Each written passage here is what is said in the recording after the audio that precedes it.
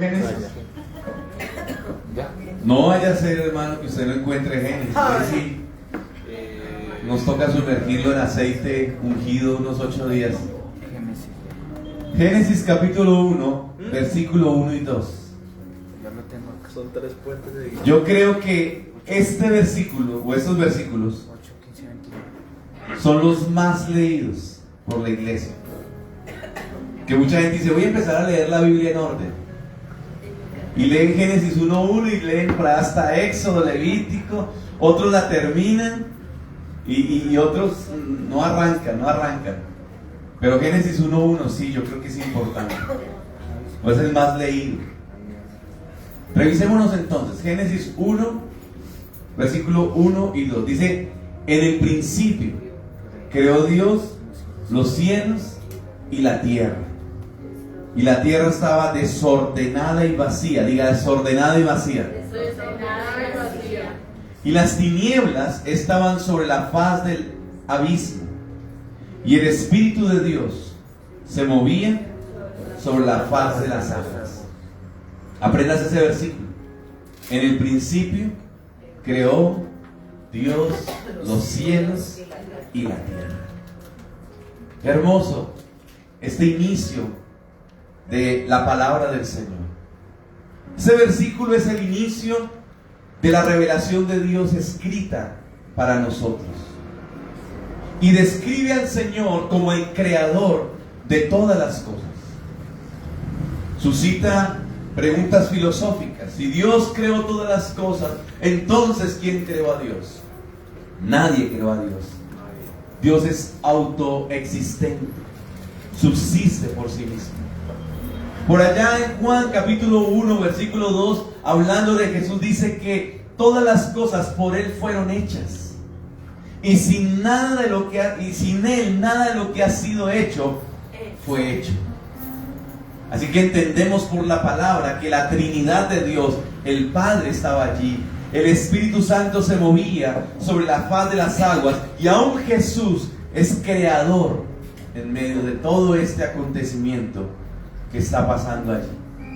Dios creó los cielos y la tierra. Y el versículo 2 dice que la tierra estaba desordenada y vacía. Describe cuál era la condición de la tierra inicialmente para ese entonces, antes de ser habitada, antes de ser, digámoslo así, como decíamos en el comercio, antes de surtirla, antes de colocar cada cosa en su lugar, la tierra estaba desordenada y vacía. ¿Aquí alguien ha pintado alguna vez? ¿Un lienzo? La hermana Luz Marina le gusta pintar. Un lienzo, así era la tierra. Y el Señor fue colocando y pintando, estableciendo cada cosa en su lugar. Muchos dicen, no, es que entre el versículo 1 y versículo 2 hubo una rebelión y vino Satanás y desordenó todo. No hay un versículo que haga esa afirmación. No hay un versículo que diga qué fue lo que pasó. Lo que la Biblia nos da a entender es eso. Dios es el creador de la tierra. Y la creó de una manera deshabitada. La creó de esa forma, para luego empezar a colocar en ella cada cosa que habría de estar allí. Había una oscuridad permanente. Por eso dice la palabra que las tinieblas cubrían la tierra. Aún no reinaba la luz, hablándolo en términos físicos. Aún no estaba la luz allí. Habían tinieblas y oscuridad. Y aún así el Señor, dice la palabra, que por medio de su Espíritu se movía sobre la faz de las aguas. Hay una presencia de Dios activa. Había una presencia de Dios. Imagínese usted en un lugar así. ¿Cómo sería eso? Pero todo cambia en el versículo siguiente. Y a partir de ese versículo número 3, la tierra jamás volvería a ser la misma, como la describe el versículo 2. Y todo cambió cuando Dios habló. Dice el versículo número 3: Y dijo Dios, diga, Dios habló. Dios habló. ¿Qué transformó la tierra para siempre? La palabra. La voz de Dios, la palabra de Dios. Si Dios no hubiera hablado, todavía todo permanecería oscuro, desordenado y vacío, en caos. Pero cuando Dios habla, siempre que Dios habla, algo pasa. ¿Sí sabía eso? Sí, señor. Y usted que ha leído la escritura, Génesis, Éxodo, Levítico, hasta llegar a Apocalipsis, usted se ha dado cuenta que las palabras de Dios son transformadoras.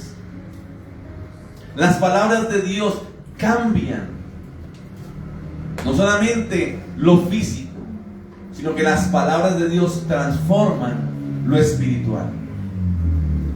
Por eso necesitamos mantenernos en la palabra del Señor. No es que usted le toque, es que usted debe estar en la palabra del Señor. Es que me toca leer la Biblia. No es que usted tenga que leerla. Usted debe fluir el deseo de conocer las palabras de Dios, las palabras del Señor. Todo cambió cuando dice el versículo 3, y dijo Dios. La palabra de Dios es poderosa. Diga, la palabra de Dios es poderosa. La palabra de Dios es poderosa. Diga, no hay nada más poderoso No hay nada más que la palabra de Dios. Hermoso eso, ¿cierto? Nada en este mundo puede reemplazar la palabra de Dios en poder y en autoridad. La palabra de Dios no solamente es autoridad para nosotros, sino que la palabra de Dios es autoritativa para nosotros. ¿Qué quiere decir? Que la palabra de Dios, o que Dios gobierna por medio de su palabra, pero nosotros estamos obligados a obedecerla. No podemos seleccionar qué partes de la palabra me agradan o qué partes de la palabra yo debería obedecer, sino que el mandato del Señor es que seamos obedientes en todo lo que respecta a lo que Él nos ha revelado para nuestra vida. Jeremías capítulo 32, versículo 17, escribe el profeta: oh Señor Jehová, he aquí que tú hiciste el cielo y la tierra con tu gran poder y con tu brazo extendido, ni hay nada que sea difícil para ti. ¿Qué hay difícil para Dios? Nada. Y Jeremías, haciendo referencia a su palabra, no dice palabra, dice poder. Oh Dios, tú has creado los cielos y la tierra con tu poder, tu brazo extendido, tu diestra. La Biblia, cuando habla de la diestra de Dios, está refiriéndose no a la mano derecha, está refiriéndose al poder de Dios. Al poder de Dios. Y eso lo digo para recalcar ello. Moisés escribió que Dios dijo, Jeremías dijo, es con el poder. Una forma de resumir lo que es la palabra de Dios. Volvamos a Génesis, capítulo 1. ¿Cómo estaba la tierra? desordenada y vacía. Desordenada y vacía, así como quedó la cocina esta mañana. Y dijo Dios, versículo 3, sea la luz. Y fue la luz. Y vio Dios que la luz era buena. Y separó Dios la luz de las tinieblas. ¿Qué había en ese momento? Tinieblas. Y Dios trajo la luz. No hizo el sol, porque el sol lo hizo en el versículo, creo que 14, mucho más adelante. Trajo la luz. Una luz que no dependía del sol. Trajo la luz. No está hablando de Cristo y su gloria, no. Trajo la luz. ¿Y qué hizo el Señor? Separó la luz ¿de qué? De las tinieblas. Y llamó Dios a la luz día. Y a las tinieblas llamó ¿cómo? Noche. Y fue la tarde y la mañana un día. Luego dijo Dios, versículo 6, haya ¿qué? expansión en medio de las aguas y separe las aguas de las aguas. E hizo Dios la expansión y separó. Vuelve a aparecer la palabra separar. Las aguas que estaban debajo de la expansión de las aguas que estaban sobre la expansión, y fue así. Y llamó Dios a la expansión, ¿cómo? Versículo 8. Cielos. Y fue la tarde y la mañana el día segundo. También dijo Dios: júntense las aguas que están debajo de los cielos en un lugar y descúbrase lo seco. Y fue así. Y llamó Dios a lo seco, ¿cómo? Tierra. Y a la reunión de las aguas llamó mares. Y vio Dios que era bueno. Sántese al versículo 14. Dios luego dijo: haya lumbreras en la expansión de los cielos para separar el día de la noche. Separar otra vez. ¿Qué más dice? Y sirvan de señales para las estaciones, para días y años. Y sean por lumbreras en la expansión de los cielos para alumbrar sobre la tierra. Y fue así. E hizo Dios las grandes lumbreras, la lumbrera mayor para que señorease en el día y la lumbrera menor para que señorease en la noche. Hizo también las estrellas. Y las puso Dios en la expansión de los cielos. ¿Para qué? Para alumbrar sobre la tierra y para señorear en el día y en la noche y separar la luz de las tinieblas. Y vio Dios que era bueno. Y fue la tarde y la mañana el día cuarto. ¿Cómo estaba la tierra? Antes del versículo 3. Y luego de que Dios habló, ¿qué fue lo primero que hizo? Ordenar.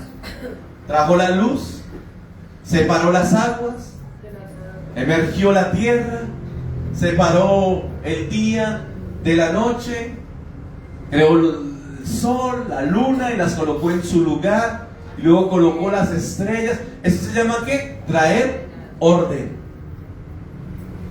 Hermano, cuando Dios habla, Dios trae orden.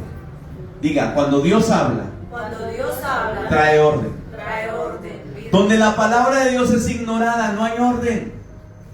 Pero donde la palabra de Dios es manifestada, también se manifiesta el orden de Dios. Dios es un Dios de orden. La palabra, lo primero que trajo cuando Él habló fue orden a la creación.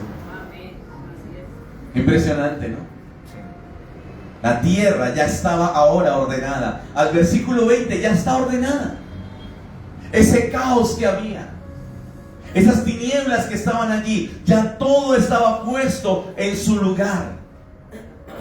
Por eso nosotros necesitamos que la palabra de Dios se manifieste en esta nación. Porque es lo único que puede traer orden a una nación. Necesitamos que la palabra de Dios se manifieste en su hogar. ¿Cuántos dicen amén? Porque hay hogares que, aunque siendo cristianos, no tienen orden. ¿Cuántos dicen gloria a Dios? Gloria a Dios. Porque en la iglesia somos muy creyentes, pero a veces en la casa no. Y es porque en la iglesia hay palabra, pero en las casas escasea la palabra del Señor. Un corazón necesita orden en su vida, de manera personal, de manera individual. Un corazón sin palabra está desordenado y está vacío. Nada está donde tiene que estar. Nada está donde tiene que estar. Y hoy día nuestra nación está así. La sociedad está así. Los corazones de las personas están así, en muerte espiritual, porque no hay orden. Siempre se ha escuchado, el núcleo de la sociedad, ¿cuál es? La familia. Entonces las familias necesitan orden. Vivimos en una sociedad sin principios, porque las familias no tienen principios. Vivimos en una sociedad donde a lo bueno se le llama malo y lo malo se llama bueno. ¿Por qué? Porque el fundamento no tiene orden, que es la familia. ¿Qué necesitamos entonces? Diga la palabra de Dios. La palabra de Dios. Aún muchos creyentes, en muchos creyentes, todavía pueden haber áreas en tinieblas y necesitan la luz que trae la palabra de Dios. ¿Cuántos dicen amén? ¿Será que si hay áreas en tinieblas todavía en la iglesia? Sí. Cuando un hermano no es humilde y es orgulloso, esa área está en tinieblas. Cuando un hermano no quiere perdonar a otro porque venía a culto, juicioso, y de un momento a otro por algo se ofendió, se sintió herido, yo no vuelvo. Ese hombre está en tinieblas. Esa mujer está en tinieblas.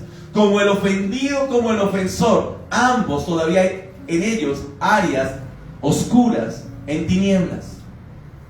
¿Y qué trae el cambio? Diga la palabra del Señor. La palabra del Señor. Por eso es necesario que en una iglesia fielmente los pastores prediquemos la palabra del Señor. Si predicando todavía hay oscuridad, si predicando todavía hay desorden, ahora imagínense donde no se predica, donde no se procura predicar con fidelidad la palabra del Señor. Vaya a 2 de Timoteo, por favor, capítulo 2. 2 de Timoteo capítulo 3, versículo 16. Dice la escritura, toda la escritura. Inspirada. La escritura significa ¿qué? La palabra. La palabra de Dios, la revelación de Dios, los mandamientos, los preceptos, los estatutos, como lo llama el Salmo 19. Dice, toda la escritura, desde Génesis 1:1 hasta el último versículo de Apocalipsis, toda la escritura, ¿qué pasó? Inspirada por Dios. ¿De dónde salió? De la palabra. ¿De hombres o de Dios? De Dios. De Dios. ¿Quién la inspiró? ¿Quién la ideó? ¿Quién la trajo a los hombres? Dios. Toda la escritura es inspirada por Dios y es útil para enseñar, para redarguir, para corregir, para instruir en justicia, a fin de que el hombre de Dios sea perfecto, enteramente preparado para toda buena obra. La palabra perfecto, ¿sabe a qué se refiere? No está hablando de una perfección moral, no. Está hablando de un crecimiento, de una madurez. La palabra perfecto en el Nuevo Testamento se traduce como madurez. Para que una persona crezca en madurez, necesita estar expuesta a la palabra del Señor. Y lo que decíamos ahorita, no es que se sepa muchos versículos, porque usted puede tener en su mente muchos versículos, pero esos versículos solamente son información, no han afectado su corazón. ¿A cuánto les gusta asolearse? Ir ahorita en el puente, el otro puente se pueden ir para... Los que no vinieron hoy, vienen de Trocha y ustedes van para San Andrés, Cartagena, Barranquilla, no sé, allá en las playas de Tumbuelito, bronceándose, qué sé yo. Cuando usted se expone mucho al sol, ¿qué pasa? Su piel cambia, ¿cierto? Cositas dice que se pone azul. Cuando usted se expone mucho a la palabra de Dios, su corazón cambia. ¿Sí sabía eso? Total. Porque no es lo mismo tener información a tener transformación. La palabra de Dios informa, pero la palabra de Dios transforma. La palabra de Dios madura a las personas. Aquí hay niños en la iglesia y muchos niños pueden llegar a ser maduros en la fe, mucho más que un adulto. Y lo he visto en muchos niños. He visto niños que se paran firmes frente a las acechanzas de las falsas religiones y de las falsas ideologías. Esta semana circuló en redes sociales un video donde unos niños los llevaron de excursión a una mezquita musulmana. Y todos los niños se arrodillaron, pero hubo un niño que se mantuvo de pie. ¿Sabe cómo se llama eso? Madurez. Que aunque los demás lo hagan, yo no lo hago. ¿Por qué? Porque tengo principios basados en la palabra, que no solamente son información en mi cabeza, sino que han transformado mi corazón. Dominio propio. Daniel, el de la Biblia, sus amigos, Ananías, Azarías, no se arrodillaron ante la estatua de Nabucodonosor. ¿Por qué? Porque tenían principios, porque su corazón estaba en orden. Amén. Amén. La palabra de Dios es útil para enseñar. ¿Qué quiere decir enseñar? Mostrar la verdad. Mostrar la verdad. Para redarguir. ¿Sabe qué es redarguir? Confrontar el pecado. Para corregir, o sea, para enderezar lo que está torcido. Y para instruir en justicia, o sea, formar el carácter de Cristo en nosotros. ¿Usted le gusta eso? Sí. Entonces necesitamos palabra en la iglesia. Necesitamos que en los ayunos haya palabra, aunque es más oración, pero lo poco que hay de palabra, que sea palabra real. Hermano, cuando usted comparte por WhatsApp, videos, oiga, asegúrese que sea palabra. Porque hay cosas que son muy bonitas, muy emocionantes, pero no son palabra de Dios. No tienen nada de palabra. Hay que asegurarnos que verdaderamente esté la palabra en nuestras bocas y en nuestros corazones. Hermano, para que haya orden en su vida, usted necesita ser enseñado. Por eso Dios nos llama discípulos. Discípulos es el que aprende, el que es enseñable. Si usted tiene un corazón orgulloso, su corazón no es enseñable, porque usted se siente y dice: es que yo ya todo lo sé. Eso que está predicando el pastor, yo ya me lo sé. ¿Yo a qué voy a la iglesia? ¿Para qué si eso yo ya me lo sé? Necesitamos ser enseñados. Necesitamos ser redarguidos, ser confrontados con el pecado. ¿Sí sabía eso? Aquí no es que, ay papito, venga, le sobamos el pecado, ay pobrecito. No, hermano. A la Biblia nos manda a arrepentirnos. Pero cuando estoy lejos de la palabra arrepentimiento en mí no redunda. Simplemente pum, llega y rebota. No me interesa arrepentirme. Dios me ama así. Así me conoció Dios, así me ama. Ay, hermano, se llama así humilde. No, es que yo soy así. Yo soy frentero. No, eso se llama orgullo. Suele ser frentero, se llama orgullo. Altivez de corazón. Ah, es que yo hablo las cosas de frente como son. No, hermano, se llama inmadurez. Porque nosotros tenemos que crecer en el carácter de Cristo. Hermano, su carácter y mi carácter de fábrica viene paila. ¿Sí sabía eso? Su carácter y mi carácter, mire que tiene a su lado, dígale: su carácter y mi carácter vienen más de fábrica. Usted trae un temperamento y Dios se lo va a dejar ahí. Pero ese carácter tiene que ser moldeado conforme a la imagen de Cristo. Qué bonito, ¿cierto? Necesitamos ser corregidos. ¿Qué es corregir? Enderezar lo que está torcido. Y necesitamos ser instruidos para tener un carácter conforme al del Señor. Ese es el orden que Dios quiere darle a tu vida. Y cuando tú entres en el orden de Dios, entonces todo alrededor empieza a funcionar. Dios no podía poner los animales allí.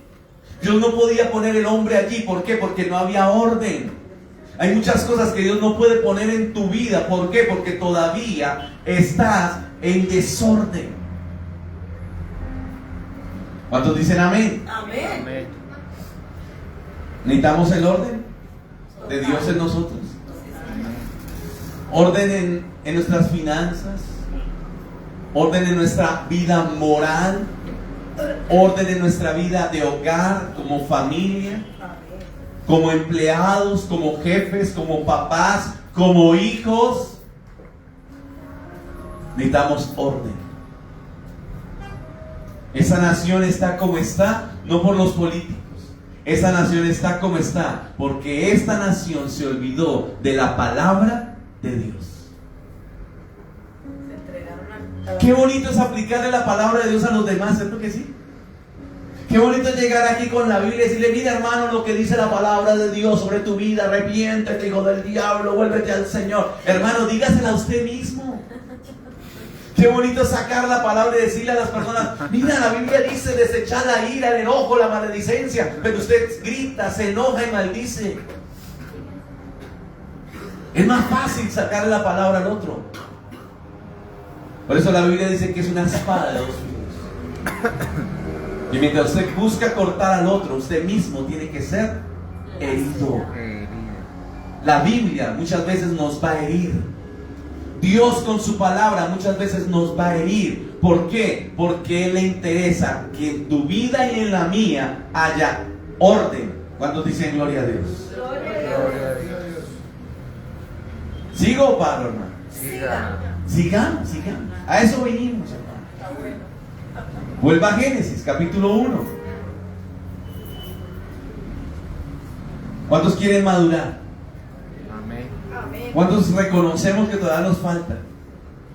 Amén. Nos falta mucho, hermano. Bastante. ¿Sabe cuál es la medida de madurez?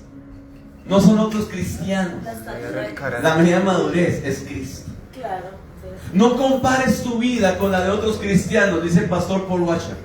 No compares tu vida con muchos de los que dicen ser cristianos. Compara tu vida con la de Cristo. Uy, pastor, pero eso ya es un nivel muy alto. Entonces allá hay que apuntarle. ¿Cierto? Hay que apuntarle a ser como Cristo. No es que el apóstol Pablo era hermoso. Yo quiero ser como Pablo. No. Mira más allá, mira a Cristo.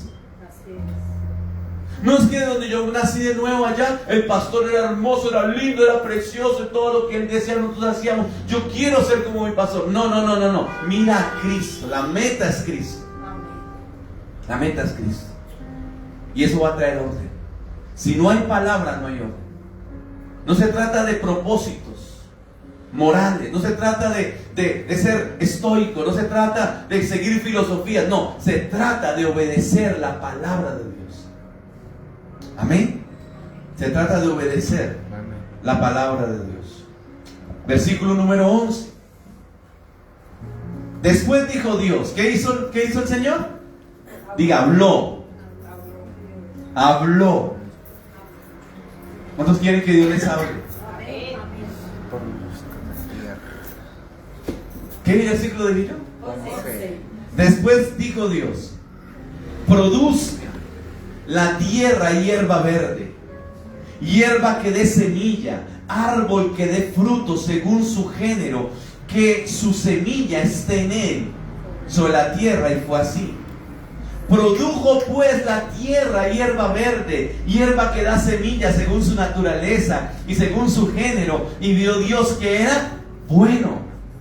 Y fue la tarde y la mañana, el día tercero. Sáltese por favor al versículo número 20.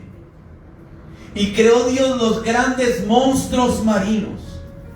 Ahí creó ¿cuál es el pez más grande? Hay uno que llama el cachalote, ¿no? ¿Sí? Mano Manuel. ¿Sí? Oh, pero el cachalote era más grande. ¿Saben que existió una serpiente que se llamaba la titanoboa? Que medía mucho. Y era en Colombia. Por allá en Bosa estaba. No, mentira. Esa estaba en el Amazonas. Impresionante. Dice la palabra que Dios creó los grandes monstruos marinos y todo ser que viviente, que se mueve, que las aguas produjeron según su género y toda ave alada según su especie. Y vio Dios que era ¿qué? Bueno. ¡Ay, qué hermoso esto, hermano! Versículo 24. Luego dijo Dios: produzca la tierra seres vivientes. ¿Que produzca la tierra qué? Seres vivientes según su género, bestias y serpientes y animales de la tierra según su especie. Y fue así. Miren qué hermoso como Dios creó todo. E hizo Dios animales de la tierra según su género, y ganado según su género, y todo animal que se arrastra sobre la tierra según su especie. Y vio Dios que era como bueno. Entonces dijo Dios, versículo 26, hagamos al hombre a nuestra imagen, conforme a nuestra semejanza. Wow, cuando Dios habló en el versículo 3, empezó a traer ¿qué? Orden, a colocar cada cosa en su lugar. Pero luego de que Dios organizó todo, preparó el lugar, entonces ¿qué trajo con su palabra? Diga vida. Diga vida. ¿Sabe qué hizo el Señor? Empezó a crear las plantas. ¿Las plantas son vivas o muertas? A menos que sean plantas artificiales, ¿no? Pero empezó Dios a colocar plantas, semilla, que iba a tener un proceso de ¿qué? De vida. Las frutas. Empezaron a aparecer los árboles. Luego, en los mares empezaron a aparecer los grandes monstruos marinos, los animales. Vida. Empezaron a sonar los pajaritos. Un día no había nada, solamente tierra y agua, sol, luna y estrellas. Pero al día siguiente cantaban los pajaritos. Empezaron a aparecer los animales que se arrastraban, las fieras, los leones, qué sé yo, todos los animales. Y por último el Señor colocó allí al hombre. Primera vez que Dios habla y aparece el orden. Y luego de Dios empieza, o más bien sigue hablando, aparece la vida. Diga vida. Diga, donde viene la palabra, hay vida. Jesús dijo, las palabras que yo os he hablado son espíritu y son vida. Hermoso eso. Pedro le dijo a Jesús, Señor, ¿a quién iremos? Si solo tú tienes palabras que producen vida, palabras de vida eterna, palabras que producen vida. Donde la palabra de Dios llega, hermano, se manifiesta la vida. ¿Cuántos dicen gloria a Dios? Gloria a Dios. Donde la palabra de Dios se manifiesta, se produce la vida. Todo estaba desordenado y vacío, Dios lo organiza. No había vida, Dios la trajo. ¿Y cómo la trajo? Por medio de su palabra.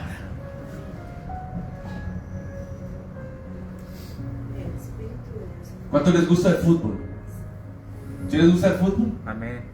Dentro de 15 días que empieza el mundial, dentro de 8 días. Dentro de 8 días. Ahora es que, ay no, El próximo viernes. juega Francia, no puedo ir a culto, pastor. Ay, amané, tengo programado un dolor de cabeza. No puedo ir a culto. Si usted cambia a Dios por el fútbol, en usted no hay vida.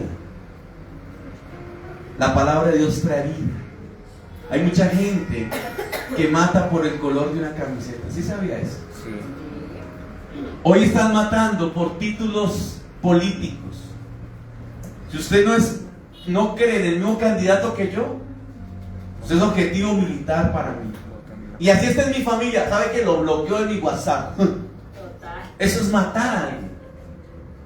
Ay, ya no me hable, mire, esa persona tan educada, tan elegante, tan decente, y resultó que estaba con tal candidato. Yo a ese man no le vuelvo a hablar.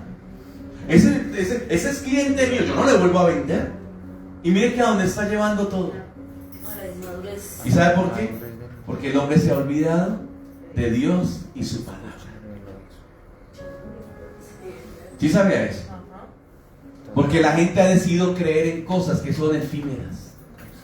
Porque la gente ha puesto su esperanza en lo que hoy es, pero mañana desaparece. La Biblia dice que la vida del ser humano es como una florecita que por la mañana aparece y por la tarde ya ni siquiera usted sabe dónde estaba. ¿Se ha visto en esas florecitas que aparecen en ese diente de león, esa flor amarilla? Yo saco a Rocky por las mañanas, bueno, cuando lo sacaba, ya sé, 20 y pico de días que no salgo. Y salía uno y ve todas esas florecitas amarillas, lleno el pasto. Por la tarde usted ya no ve. Así es la vida del hombre. Así es este mundo, dijo el Señor. El mundo y sus deseos pasan. Lo que hoy es, mañana no es. Pero el que permanece y el que hace la voluntad de Dios, permanece para siempre. Hermanos, estamos en una generación muerta sin Dios. Los hombres se han olvidado de Dios. Los hombres están pues poniendo su esperanza en otros hombres. Pero los hombres de esta generación pueden ser vivificados cuando la palabra de Dios venga sobre ellos. ¿Cuántos dicen amén? Amén. Así es. La espiritualidad hoy día está muerta. La gente ya dice, no, es que yo soy cristiano. Muchos les da pena decir que son cristianos. Dicen, yo soy espiritual. ¿Sí has escuchado eso? Ese término está de moda. Ya la gente dice, no, es que yo soy católico, yo soy musulmán. No, dicen, yo soy espiritual. ¿Sabe qué significa el espiritual? El que cree en todo menos en Dios. Porque el que cree en Dios se para y dice, yo creo en Dios. Yo creo en el Señor Jesucristo. Creo en la vida eterna por medio de la gracia y la fe en Jesús. La espiritualidad de estos tiempos está muerta. La moralidad está muerta en este siglo, hermano. Se le celebra un mes, el mes de junio, el mes del orgullo gay. ¿Cómo la ve, hermano? Tremendo. Y hay marchas, Tremendo. va a haber marchas, Tremendo. donde hombres que ya tienen 20, 30, 40, 50 años no saben si son hombres o son mujeres todavía. Tenaz. Porque antes era hombre o mujer o un homosexual. Un homosexual. Ahora, por la mañana puede ser una cosa, al mediodía otra y por la tarde otra. Bisexual y Y a lo último dice, no, yo no, ni hombre ni mujer, soy gato. o perro. Gato hembra. O gata hombre. Me identifico. La moralidad está por el piso. Fuerte. Usted ve esta campaña política. ¿Acaso los candidatos sacan sus propuestas? ¿Hablan de propuestas? No. Hablan de cómo yo puedo sacar lo oculto de este y lo oculto de aquel, lo oculto de lo que hizo ayer, lo que hizo antier, lo que hizo hace 10 años, hace 20, lo que dijo y lo que no dijo. Ya no hay moralidad. Hay muerte. Hay muerte. Hogares muertos. Uy, si los del mundo. En la iglesia hay hogares muertos. De apariencia. Ahí démonos la mano porque mire, ahí vienen los hermanos de la iglesia. Ay, lleguemos juntos porque tocó, venga, déme la mano. Te amo, ay, cochita. Y por Facebook se dice, ay, te amo, te adoro. Te quiero Mire, mucho. yo le voy a decir un proverbio. Un proverbio que tenía mi abuelita. Decía, todo el amor es mentiroso. Usted donde ve tanto en redes sociales, tanta melosería, hermano, esos matrimonios están fracasados. Bastante. Es en el secreto, ¿sí o no? O sea, ya, en el interior de las puertas para adentro. Hay hogares, aún en las iglesias cristianas, evangélicas, aleluyas, que no salen de la iglesia el domingo, que están muertos. Hijos que están muertos. Muertos en la falta de perdón, muertos en la falta de misericordia, muertos en la crítica, muertos en el señalamiento. Iglesias que están en esa misma condición. ¿Por qué? Porque se dejó a un lado esto que es la palabra del Señor. Se predica más psicología, se predica más filosofía, se predica más prosperidad, cómo hacer multiplicar tus finanzas. Hermano, eso no salva a nadie. Es la palabra de Dios la que produce vida. Diga, vida. Lázaro, cuando Jesús llegó a donde Lázaro, ¿cómo estaba Lázaro? ¿A qué olía? Las hermanas de Lázaro, que lo amaban, le dijeron a Jesús, Jesús, hiede ya. Hermano, hay iglesias que hieden. Hay personas que hieden. Hay hogares que hieden. Hay jóvenes que hieden. Hay niños, hay adultos, hay empresarios, hay políticos, hay pastores que hieden. ¿Por qué? Porque están muertos. Santo, santo. ¿Y qué se necesita en la iglesia? Arrepentimiento. Más eventos, más conciertos. Necesitamos palabra. Ay, es que viene tal predicador y le alaban y no sé qué. Muchos de esos predicadores ni siquiera enseñan la verdad. Es el profeta tal, el apóstol tal. Hermano, Dios puede usar al hombre más simple, más sencillo, a la mujer más sencilla. que ni siquiera ha pisado un seminario, que no tiene un título en la pared, pero conoce la palabra de Dios. Amén. Y a través de ese hombre, de esa mujer, Dios hace cosas maravillosas, cosas grandes. Yo he conocido hombres y mujeres de campo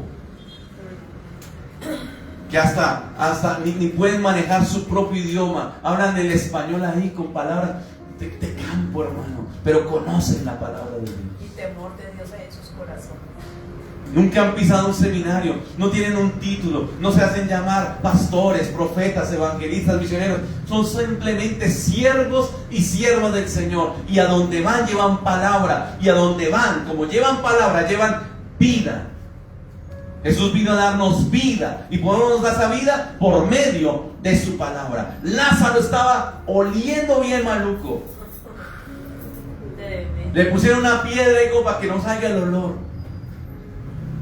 Pero cuando Jesús mandó a quitar la piedra, dio una palabra: ¡Lázaro! ¡Ven fuera! Hermano, no pasaron 8 días. Jesús no dijo: vaya, vienen 40 días y luego volvemos a llamarlo. Impresionante. No, Jesús dijo y Lázaro de una vez salió, dice que salió con vendas. Salió ahí. Como una momia. Y todo el mundo quedó loco. Una momia ese. ¿Qué hizo el Señor? Palabra.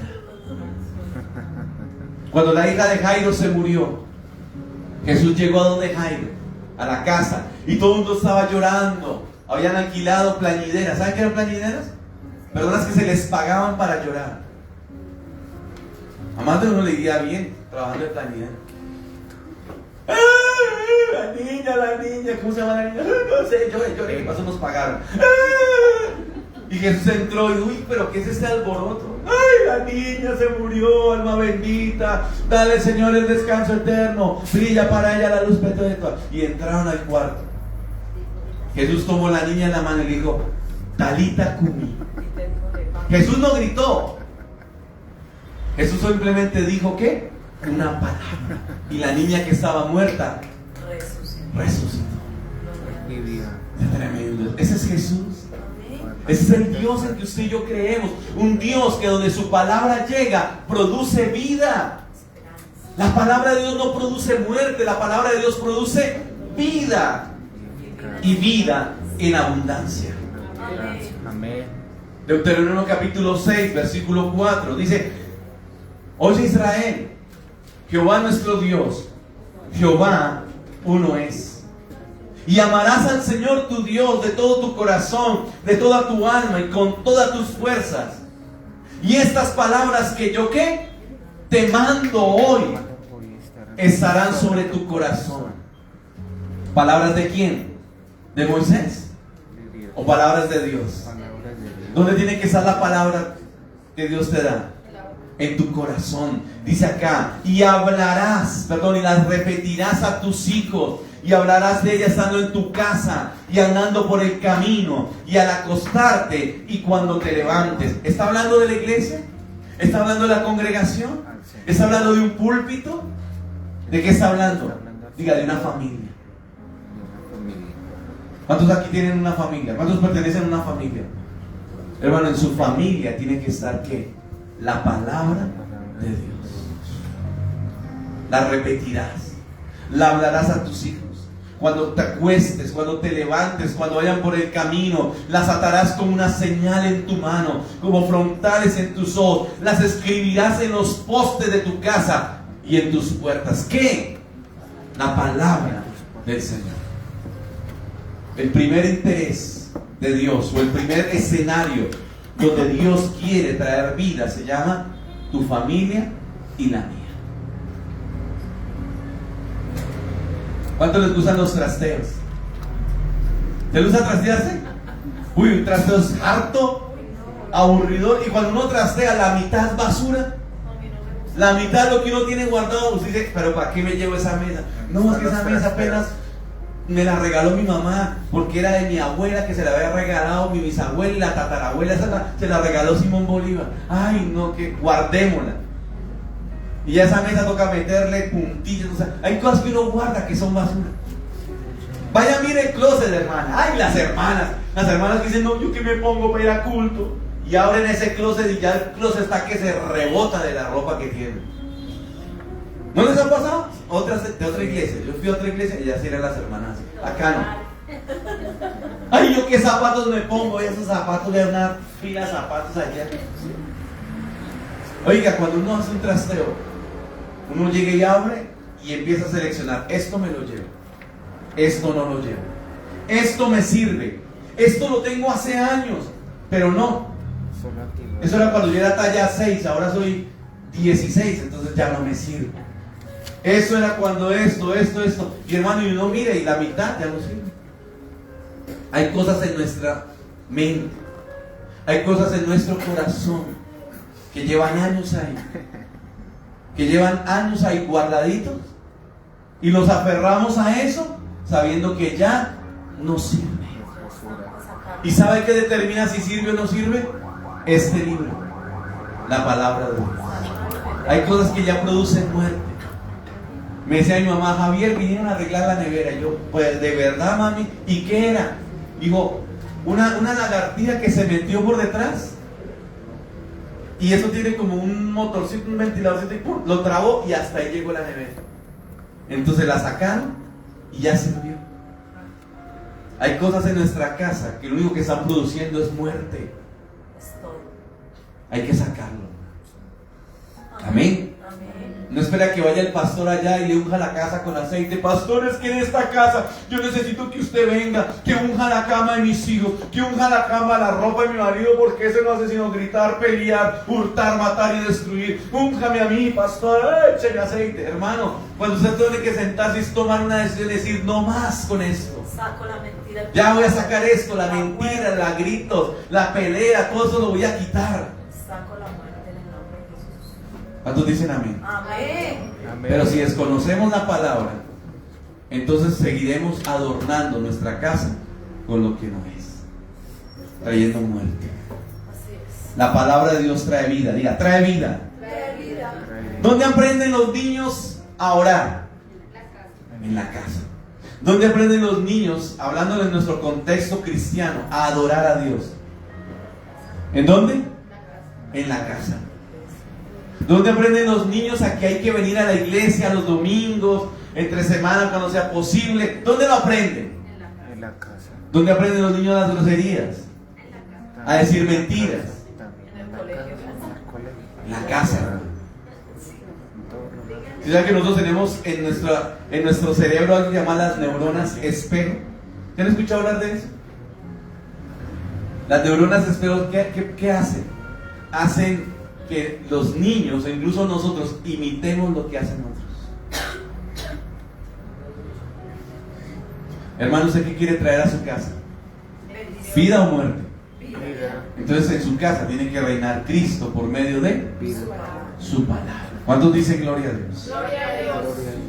¿Estamos o no estamos? Estamos. ¿Sigo o paro? Siga. Ay, pero Síganos después dicen, dando no, pastor, mire que yo no alcancé a desayunar. Sé que me- Yo sí que me desmayo, pastor. Bueno, hermano, si se desmaya, pues ahí lo dejamos. Ahí lo dejamos sentado hasta que reaccione. El Señor lo levante. Génesis 1, versículo 22. Está buenísimo esto. Recordemos, ¿qué fue lo primero que trajo la palabra? Vida. Diga, orden. Y segundo, vida. Los que estén dormidos digan amén. Amén. Ya me he dado cuenta. ¿Qué fue lo primero que trajo la palabra en la creación? Diga, vida. Vida. No, orden. Bueno, orden. Y segundo, Vida. vida. ¿Qué necesitamos en nuestra sociedad? Diga, orden y vida. Orden y vida. ¿Qué necesita usted en su hogar? Diga, orden y vida. Orden y vida. ¿Qué necesita usted de manera personal? Diga, orden y Orden vida. y vida.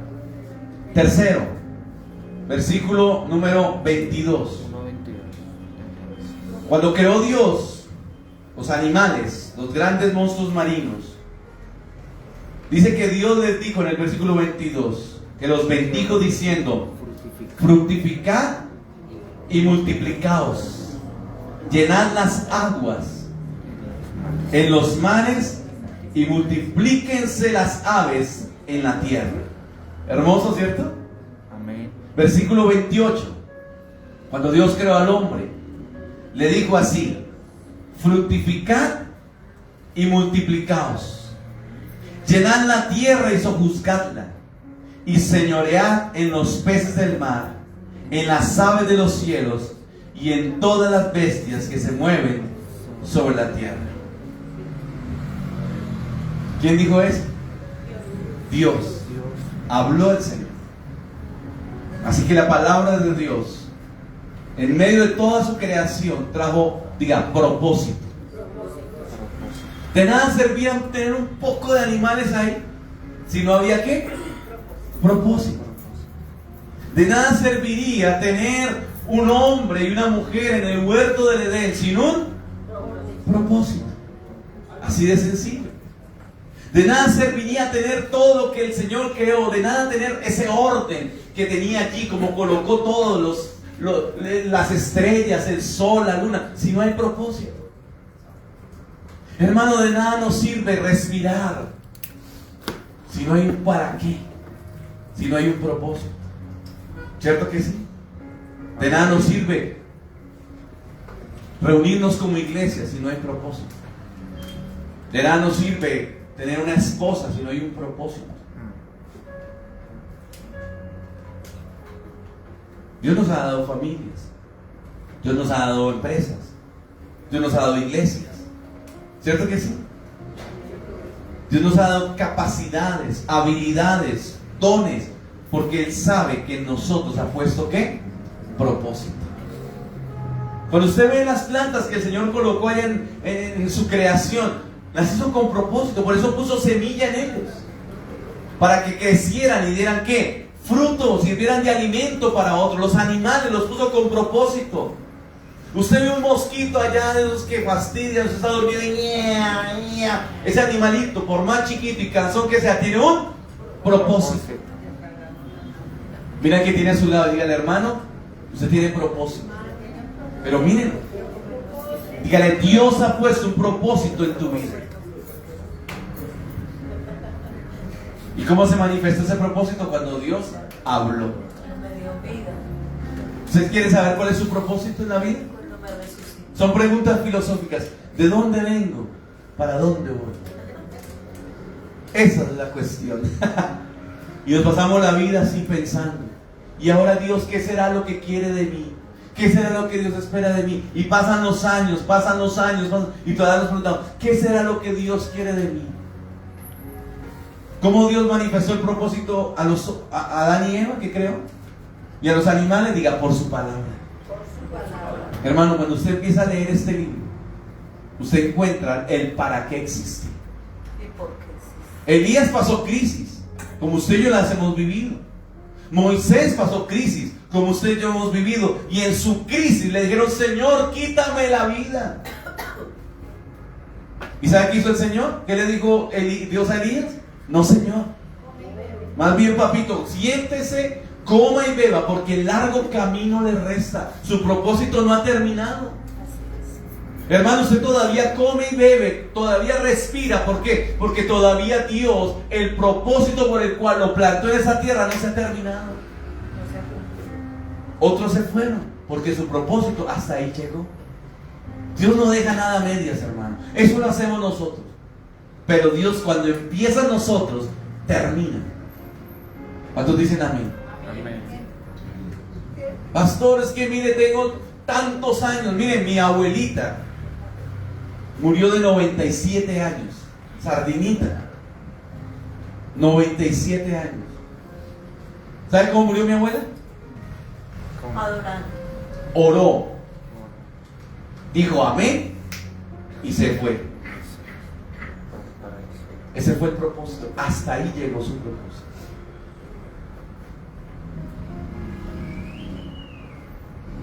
Yo le pregunto: ¿usted tiene claro cuál es el propósito de Dios con su vida? Amén. Amén. Si no lo tiene claro, mire, aquí está. Escudriñela, léala, revísela, mírela, obedézcala, créala sobre todo. y se va a encontrar el propósito de Dios para usted. Si yo no sé para qué nací, yo nunca debí nacer, yo no pedí nacer, mami, en este mundo. Yo no pedí nacer, hermano, usted no pidió nacer. La soberanía de Dios lo hizo nacer a usted y lo puso en este mundo porque Dios tiene un propósito. ¿Por qué no me morí cuando me picó el chikungunya? Porque Dios tiene un propósito con usted. Es bonito. Eso es lo que Dios tiene para usted. Un plan, un proyecto, un propósito. Pero eso no va a venir, o usted no lo va a conocer, si no camina con la Escritura y con la palabra. Hebreos 4:12 dice: porque la palabra de Dios es viva y eficaz. Este libro es ¿qué? Vivo. Eso no es letra muerta, hermano. Este libro lo han perseguido en tantos lugares. Imperios lo han perseguido. Y se cumple que los cielos y la tierra pasan. Imperios han caído. Emperadores han caído. Gobiernos han caído. Pero la palabra de Dios permanece para siempre. ¿Por qué? Porque es viva y es eficaz. Pero es peligrosa. Dice, y es cortante. Más que toda espada de dos filos. Que penetra hasta partir el alma. ¡Wow! Y el espíritu, y las coyunturas y los tuétanos. ¿Dónde quedan los tuétanos? Así de poderosa es la palabra. Y divide, discierne los pensamientos y las intenciones del corazón. Hermano, alinee sus pensamientos y las intenciones de su corazón con la palabra de Dios. ¿A cuántos Dios les ha destruido uno que otro sueño? Que usted decía, mire, yo quiero ser, y no fue. Ay, es que yo quiero, y el Señor dice, no, no es lo que yo quiero para ti. Por ahí no es importante. No, es que yo quiero llegar al Señor, yo todo esto lo quiero. Y el Señor dice, no, vas a hacer mi voluntad. Y cuando el Señor, usted se somete a la voluntad de Dios y Dios lo lleva en su voluntad, todo marcha. Con pruebas, dificultades, el camino es angosto, no es fácil, pero usted va y dice, yo estoy bien, estoy confiado. Hay mucha gente que se salió de la voluntad de Dios y pasaron los años y están frustrados. Y dicen, cuando yo era joven, Dios me llamó a servirle y yo me negué porque quise hacer esto, quise hacer aquello, y de todo eso que me propuse, no tengo nada. Tengo las manos vacías. Si yo le hubiera hecho caso al Señor, si yo hubiera obedecido al Señor, la palabra de Dios muchas veces penetra y nos parte el alma. ¿Será que esos términos son dolorosos? ¿Serán dolorosos? Partir el alma. Imagínense cómo Dios lo usa. Y penetra y parte el alma. La palabra de Dios primero mata mis propósitos, porque es una espada que penetra. Mata mis sueños muchas veces. Mata mis propósitos. Uy, Dios no es así, ¿no? Entonces pregúntele al que digo, si alguno quiere venir detrás mío, olvídese de quién es. Tome su cruz y sígame. ¿Quieres encontrar tu propósito? Tienes que morir para que puedas vivir. La palabra mata, pero da vida. ¿Cuántos dicen amén? La palabra mata, pero trae propósito. ¿Cuál es el propósito de Dios contigo? Como esposo, los que somos esposos. ¿Cuál es el propósito de Dios contigo como mamá, como esposa, como papá? ¿Cuál es el propósito de Dios contigo como hijo? No, es que yo soy muy joven. Ay, dice esposo, yo soy un niño, una niña. ¿Cuál es el propósito de Dios contigo? Josías tenía 8 años en la Biblia. 8 años. Y Dios lo usó como rey. Entonces no digamos que yo soy muy niño. No, pastor, mire, eso era cuando yo era joven. Mire, ya estoy viejito. Hay propósito en ti. ¿Cuál es tu propósito contigo en tu edad, la que tienes ahora? 15, 20, 40, 60, 80 años. Hay un propósito permanente. ¿Lo conoces? Pastor, Dios no me llamó a un ministerio. Yo manejo empresas, yo manejo gente, o yo soy empleado en una empresa. ¿Sabes cuál es tu propósito allí? De parte de Dios contigo. Como siervo de Dios, como sierva de Dios. ¿Y dónde está eso? Aquí. Cuando yo voy aquí, yo entiendo mi propósito. Dios me llamó a un ministerio, a mí me llamó, a mi esposa, a ella y a mí nos llamó el Señor. 20 años teníamos cuando llegamos por primera vez a una iglesia, ¿no? Yo 19. 20 añitos, imagínense. Chinitos. ¿Usted se acuerda cuando usted tuvo 20 años? Sí. ¿Qué estaba haciendo usted con 20 años? Yo me portaba muy mal. Y empecé a caminar con el Señor. Y he podido entender su propósito. Temo salirme del propósito. Porque estoy convencido que si salgo del propósito, afuera de la voluntad de Dios, lo único que hay es fracaso, muerte y oscuridad. Todo lo que Dios trae para Él lo hace con un fin y un propósito. ¿Por qué vienes a esta iglesia? Porque Dios tiene un propósito contigo en este lugar. ¿Por qué creíste en el Señor? Por eso mismo, porque hay una voluntad de Dios sobre tu vida. ¿Por qué estás soltero? Porque hay un propósito de Dios con ello. ¿Por qué estás casado? Porque hay un propósito. ¿Por qué eres divorciado? Porque hay un propósito. ¿Por qué eres viudo? Porque hay un propósito de Dios. Dios no permite las cosas porque sí. Ahorita tal vez no entiendas, pero Dios sabe por qué permite. Hasta porque estoy enfermo. Ayuno 2 veces por semana, doy diezmo de todo lo que gano y no soy como los demás pecadores, porque Dios tiene un propósito. Ay, yo tanto que he deseado irme de este planeta, morirme, pastor. Hermano, hasta que Dios no cumpla con tu propósito, de aquí no nos vamos. Amén. Amén. Así que si todo viene por la palabra, este libro no puede estar más ahí quietico en la biblioteca